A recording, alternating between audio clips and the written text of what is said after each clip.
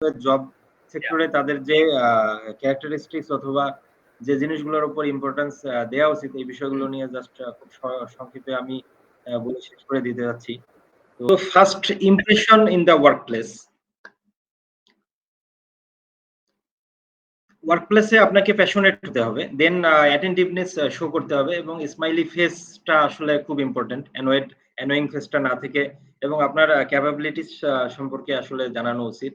দেন initial জবে আপনাকে খুবই পাঞ্চুয়াল হওয়া উচিত আমি মনে করি। দেন আন্ডারস্ট্যান্ডিং কর্পোরেট কালচার, এটা খুবই most important things you need to understand. Initial জবে আপনাকে আসলে কেউ শিখিয়ে দেবে না। আমি আপনাকে বারবার বলেছি যে আপনাদেরকে বলে আসতেছিলাম যে আপনাদের জন্য ইন্টার্নশিপটাই আসলে লার্নিং প্রসিডিউর। আপনি যেদিন জব কনফার্ম করে অ্যাজ এ জব হোল্ডার হিসেবে আপনি আম আ একটা ইনস্টিটিউশন অথবা একটা অর্গানাইজেশনে যাবেন, সেক্ষেত্রে কিন্তু আপনাকে কেউ শেখাবে না। আপনাকে অনেক কিছু বলবে না, অনেক কিছু জানাবে না। কিন্তু আপনাকে সেই জিনিসগুলো কর্পোরেট কালচার যদি আপনি অ্যাডজাস্ট করতে না পারেন, সেক্ষেত্রে you have to face problem and you may terminate also.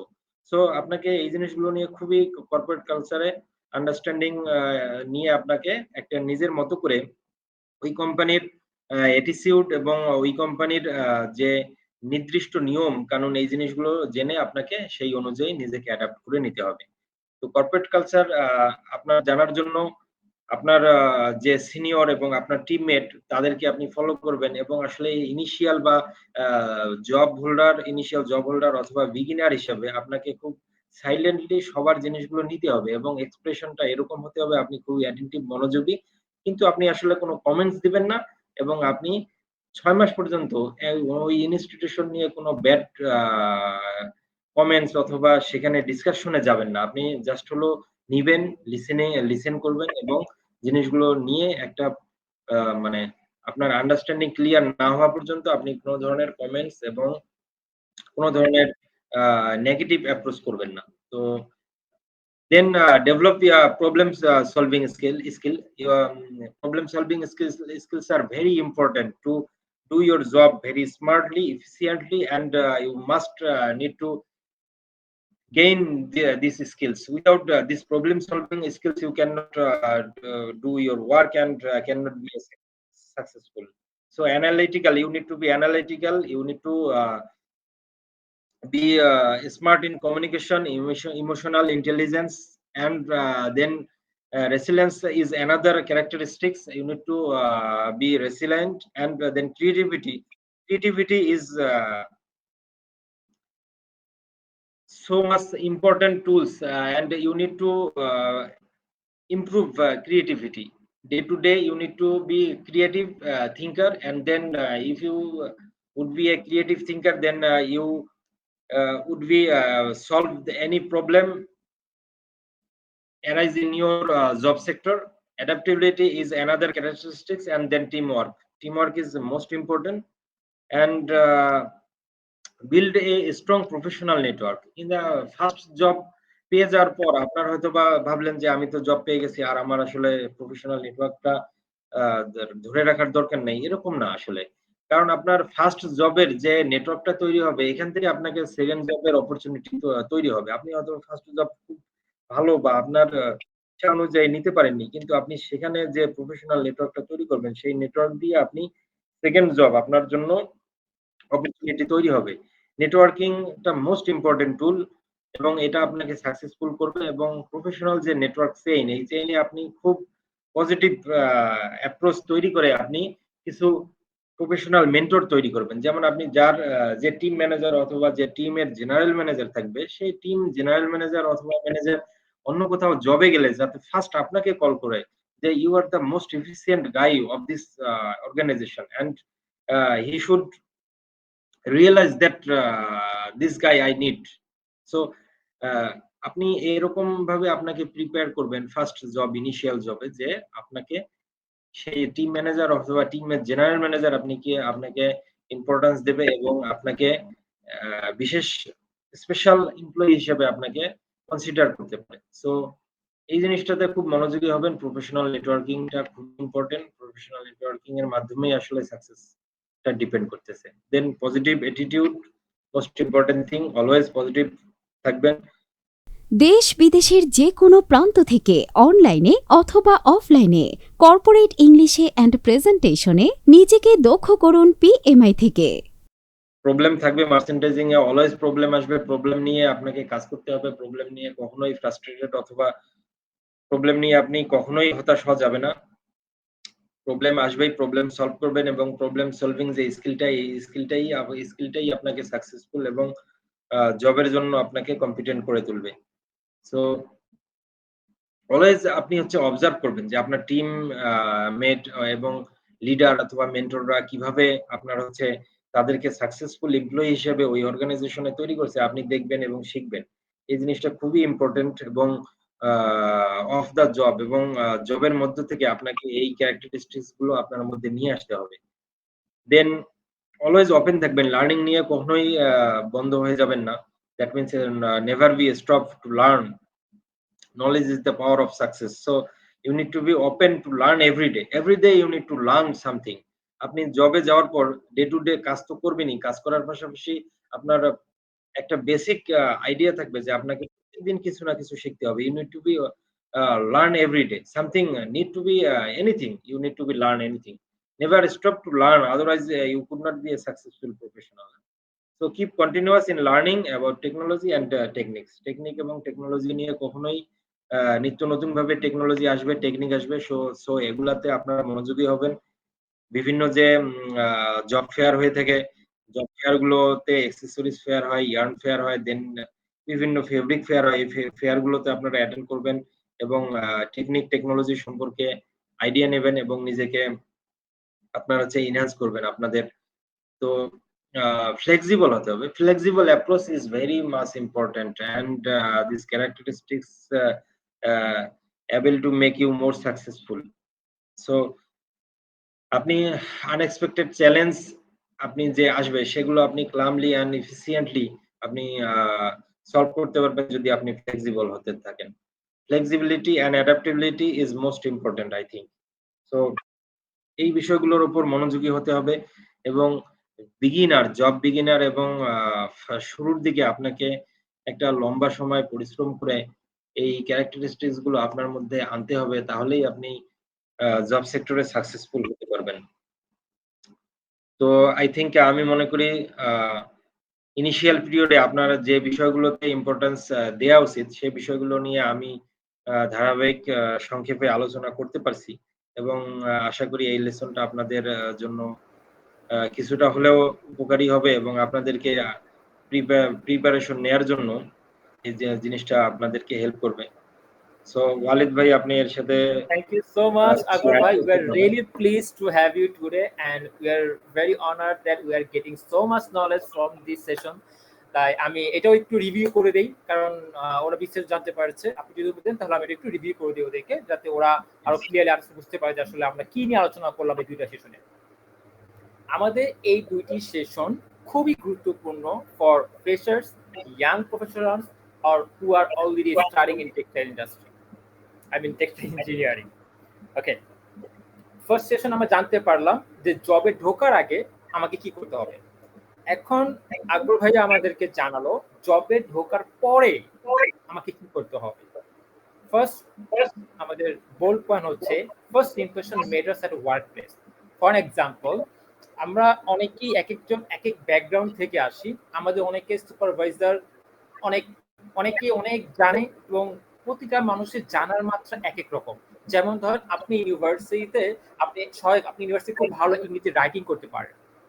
আপনি যখন দেখবেন আপনার যে সিনিয়র মার্চেন্ডাইজার বলেন বা মার্চেন্ডাইজার বা সিনিয়র বলেন, সে দেখবেন হয়তো সে তার ইংলিশ রাইটিং এ বা টেকনিক্যাল নলেজ অনেক ভালো, তখন আপনি কখনোই তাকে ফিল করতে দিবেন না যে আপনি তার চাইতে বেটার। কারণ এই বিষয়টা হলে কি হবে, তখন আপনাকে শেখার প্রতি তার আগ্রহটা চলে যাবে। সবসময় একটা জিনিস মাথায় রাখবেন যে আপনার ইন্ডাস্ট্রির ফার্স্ট জবে আপনাকে সবসময় মাথায় রাখতে হবে আমি কিছুই জানি না, আমি কিছুই বুঝি না, আমি ইউনিভার্সিটি থেকে আসছি। কিন্তু কখন দেখাবেন, যখন আপনার স্কোপ আসবে।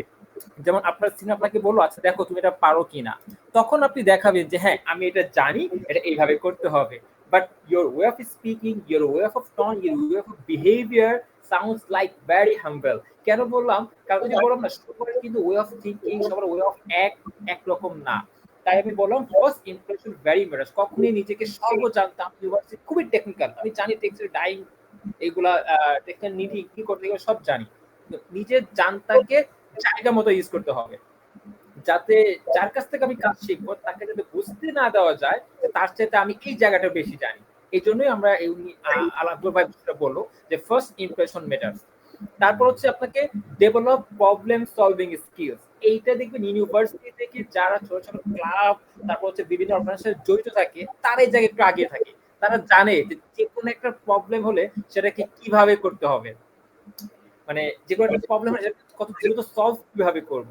তো যারা এইসব অ্যাক্টিভিটিস ইউনিভার্সিটি থেকে জড়িত, তারা দেখবেন মার্চেন্টিং এসেও খুব দ্রুত এই কাজগুলো করে ফেলে। তো আকবর ভাই ওই বিষয়টাই আমাদেরকে জানালো যে আসলে প্রবলেম সলভিং স্কিলটা খুব important at our first job. তারপর নেক্সট বলা হলো যে build a strong network at your workplace. আমরা এক একজন এক এক পার্সোনালিটি, কেউ আছে খুব কম কথা বলি, কেউ একটু রিজার্ভ থাকতে পছন্দ করি, কেউ খুবই এক্সট্রোভার্ট এবং ওপেন। বাট আমাদেরকে জব লাইফে খুব বেশি এক্সট্রোভার্টও হওয়া যাবে না, আবার খুব বেশি ইন্ট্রোভার্টও হওয়া যাবে না। তাহলে আমাকে কি করতে হবে? আমি বেসিক্যালি যেটা করেছি সেটা বলি। আমি যখন আমার ফার্স্ট জবে যাই, আমি যখন দেখি যে মানুষটা একটু কম কথা বলে, তার সাথে কখনো আমি বেশি কথা বলতে যাই না। আমি পয়েন্ট আউট করলাম যে তার সাথে কথা বলতে হলে আমাকে কি করতে হবে। কারণ আমি জানলাম সে যদি এই কাজটা করেছে, তাকে এই কাজে হেল্প করতে গিয়ে তার কাছ থেকে আমি নলেজ নিচ্ছি। আচ্ছা তাহলে কি করা যায় ভাই, এই কাজটা এইভাবে করেছেন, এটা কি এইভাবেও কি করা যায়, আমি আসলে এটা জানি না। তখন দেখবেন সে উইলিংলি আপনাকে জানাতে চাবে। আর ইন্ডাস্ট্রিতে কেউ বসে নাই আপনাকে কাজ শেখার জন্য, আপনাকে আদায় করে নিতে হবে কাজ।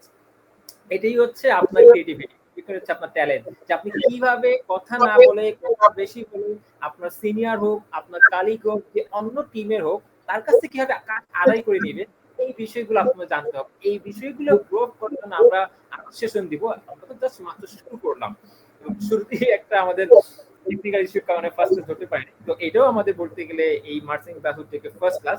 আশা করি আমরা আস্তে আস্তে প্রত্যেকটা লেসন ছোট ছোট করে আমরা শেয়ার করবো যে ইন্ডাস্ট্রি কি করা উচিত।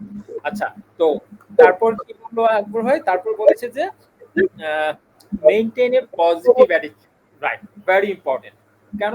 কারণ এই পজিটিভ অ্যাটিটিউডটা আসলে খুবই ইম্পর্টেন্ট। তার চেয়ে বড় কথা হচ্ছে যে কোনো একটা সিনিয়র কোনো একটা কাজ দিল, আমি আমার ইমপ্রেশন দিয়ে বুঝাই দিলাম I am not satisfied with your work, তো এটা বোঝানো যাবে না। আমি বলতেছি না যে আপনাকে সবসময় সিনিয়রের কাছে নত হয়ে থাকতে হবে, এটা না। আপনি তাকে কিভাবে হ্যান্ডেল করবেন, তার কাছ থেকে কাজ আদায় করে কিভাবে শিখবেন, সেটা আপনার স্মার্টনেস। সবসময় পজিটিভিটি রাখতে হবে মাথার ভিতরে, যে কাজই করুক না কেন আমাকে রাখতে হবে। ফর এক্সাম্পল, আমি আমার first starting life since when I was at student at third year second year, আমি তখন থেকে ইন্ডাস্ট্রিতে জয়েন করেছি নারায়ণগঞ্জের ছোট একটা ফ্যাক্টরিতে। তো তখন আমি একজন গ্রাজুয়েশন শেষের দিকে। তো আমাকে যখন ওই আমার এক সিনিয়র বললো যে তুমি বোতলটা পানি নিয়ে আসো, আমি কিন্তু মোটেও এটা নিয়ে মানে করি না। আমাকে, আমি একজন এডুকেটেড পার্সন, সে একজন পিয়নকে বলতে পারতো, তা আমাকে বললো পানি আনার জন্য। যদি আমি তখন মাইন্ড করে বসে থাকতাম যে আমি কেন যাব, আমি কি এখানে তার রেফারেন্স আসছি কিনা আমাকে পানি আনতে বলবে, আমি কিন্তু কাউকে বলতেছি না যে করতে হবে, এটা যার যার পার্সোনালিটি। আমি জাস্ট আমার এক্সপেরিয়েন্সটা শেয়ার করেছি যাতে আপনি আপনার সিচুয়েশন কিভাবে হ্যান্ডেল করবেন। আমি খুব সুন্দর করে মানে উইদাউট এনি ইগো নিয়ে এসে রেখে দিলাম, এবং তার কাছ থেকে মানে খুব শীঘ্রই আমি অনেক কিছু জানতে পারলাম। তো এটি হচ্ছে সম্পর্ক, যেটা আপনারা আপনাদের দিক থেকে কিভাবে হ্যান্ডেল করবেন আপনারা ভালো জানবেন যে আমার এই সিচুয়েশন কিভাবে হ্যান্ডেল করতে হবে। তো আমি জাস্ট একটা স্টোরি শেয়ার করলাম। That's why you have to be in your mind always positive. The last one যেটা বলা হলো সেটা হচ্ছে অবজার্ভ এন্ড লার্ন। এটা অলরেডি আমি বলে ফেলছি। এনভায়রনমেন্ট, আপনি যে টিমে কাজ করতেছেন সেই টিমের কাজ তো আপনি জানতেছেনই, এর বাইরে যদি সময় হয় অফিস আওয়ার শেষে অথবা নিচে চা খেতে গেলে, তখন অন্য টিমের আদার্স বায়াররা কি কি নিয়ে কাজ করে, তাদের কাজের প্রসিডিউর কি, জাস্ট অবজার্ভ করেন, অবজার্ভ করে লার্ন করেন। এতে কি হবে, একটা আইডিয়া দিই। আপনি আপনার টিমের বায়ার তো আপনি জানেন প্রসিডিউর কি, বাট আপনি কিন্তু জানেন না অন্য টিমের ওই বায়ারের কাজটা কি। তো আমি যেটা করতাম বা আপনার যেটা করবেন সেটা হচ্ছে যে যখন অন্য একটা টিমের কারোর সাথে সম্পর্ক হয়ে যায়, তখন তার কাছ থেকে কথা বলে বলে চায়ের ফাঁকে ফাঁকে জানতে পারবেন যে আপনার বায়ারের কাজ কি, পিপি স্যাম্পল থেকে শুরু করে প্রোটোসমন তারা কিভাবে কাজ করে, তাদের রোড ম্যাপটা আপনি জেনে নেবেন। এতে কি হলো, আপনি আপনার সিভিতে অন্তত অ্যাড করতে পারবেন যে I have experience more than 3 to 4 multinational global buyers. তখন আপনি সিভিতে সুন্দর করে লিখতে পারবেন যে এই বায়ারের কাজ আমি, যদিও আপনি করেন নাই, বাট আপনি কিন্তু জানেন, অথবা বলতেও পারেন যে আমি এই বায়ারের কাজগুলো জানি। তো এইগুলোর জন্য বলুন observe and learn. The last one is be flexible in your approach, যেটা আমি অলরেডি পানি আনার গল্পটা বলে দিলাম। খুবই অ্যাপ্রোচ আপনার ফ্লেক্সিবল, মানে আপনার অ্যাপ্রোচ খুবই ফ্লেক্সিবল হতে হবে। That's all. আমি আর কোনো কিছু বলবো না, কারণ আমাদের সময় খুবই কম, যেহেতু আমাদের আরো 2টা ক্লাস বাকি আছে। নেক্সট ক্লাসটা হবে হচ্ছে আমাদের types of sample and its timing. আমাদের ইন্ডাস্ট্রিতে, আমাদের মার্চেন্ডাইজার, আমরা যারা মার্চেন্ডাইজার আছি,